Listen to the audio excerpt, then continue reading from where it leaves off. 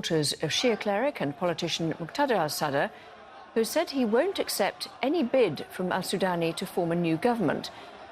Last month, more than 70 members of parliament affiliated with al-Sadr resigned on his orders, deepening months of political deadlock after last year's elections. We've voted, we sacrificed for many years and asked for reforms and change of regime. The most important thing is change of regime. The current regime is useless. There is killing, there is bloodshed. And the same faces are coming back, so the country will not work.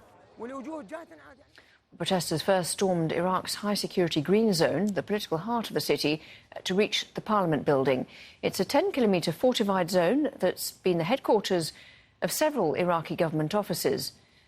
The zone also houses many of the foreign embassies in the city. Shia leader Muqtada al-Sadr tweeted about the protest, describing it as a revolution of reform and rejection of corruption.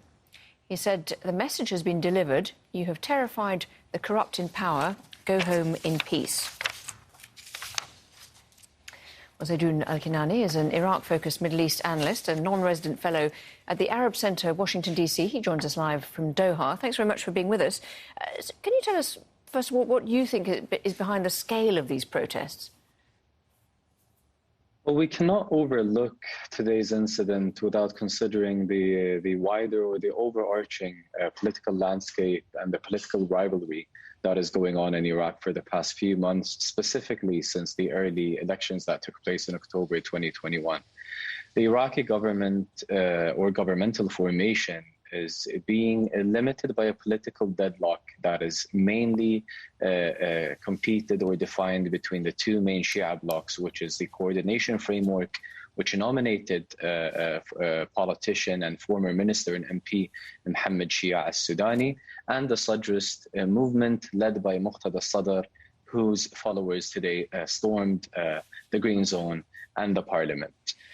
For a very long time and for a very few months, Muqtada al-Sadr did threaten to lead up or prepare his political bloc or coalition to become a parliamentary opposition in response and in rejection to form a consensus government with the Shia coordination framework in preparation or in a way to promote a national majority government where he or his political party would lead a majority government alongside the Kurdistan Democratic Party and Taqaddum led by current speaker Mohammed al-Halbousi.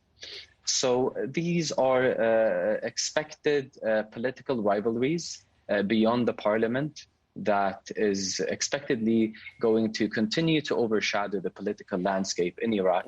Very few months ago, when the political or the governmental formation was in the hands of the Sadrist movement, we witnessed very similar actions, yet a bit more aggressive from the other side, or the political parties or armed wings or protesters affiliated with the coordination framework.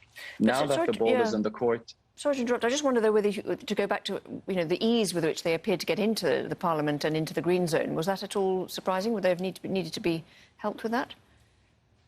Oh, no, it is no secret that the Sadrist movement or any other political party with influential armed wings can easily, unfortunately, infiltrate the security checkpoints when it comes to sending a message to the government or the people. And this is in very contrast to the limited access of protesters, of peaceful protesters since October 2019, when they tried to access public squares or areas such as Tahrir Square, and they were met with political violence and security that was much more advanced and higher than the security that faced the Sadrist protesters or followers against the Green Zone in the parliament today. And you mentioned the political deadlock earlier. Just briefly, how do you expect this to play out? I mean, does it take us anywhere down a route towards getting towards a proper government? Well, the nomination or naming the prime minister is not the final stage of the political deadlock.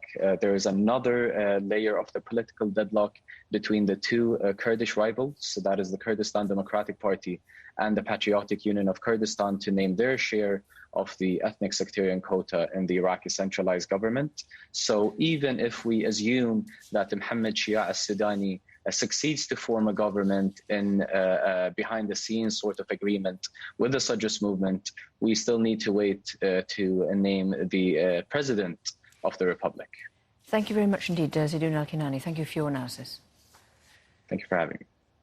Now, Mahmoud Abdelwahed joins us live from Baghdad. What's the situation there now?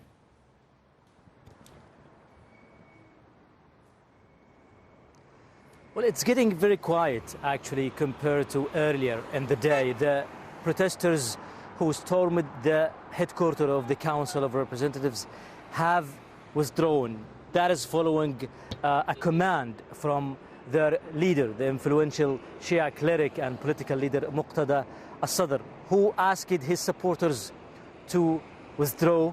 He also, addressing his supporters, al-Sadr mentioned that their message has been conveyed. The message that, in his words, that his supporters have terrified the corrupt politicians in power.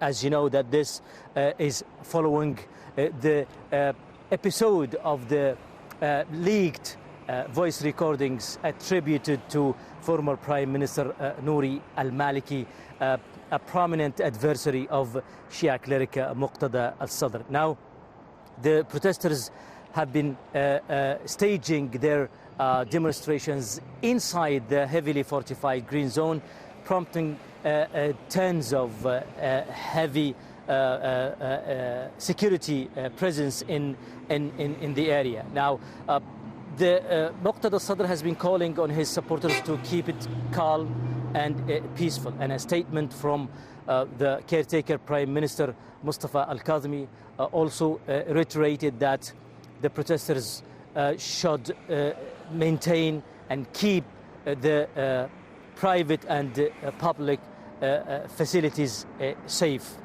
Now, this comes after the mass congregation Friday prayers that was performed by Muqtada al-Sadr supporters 2 weeks ago.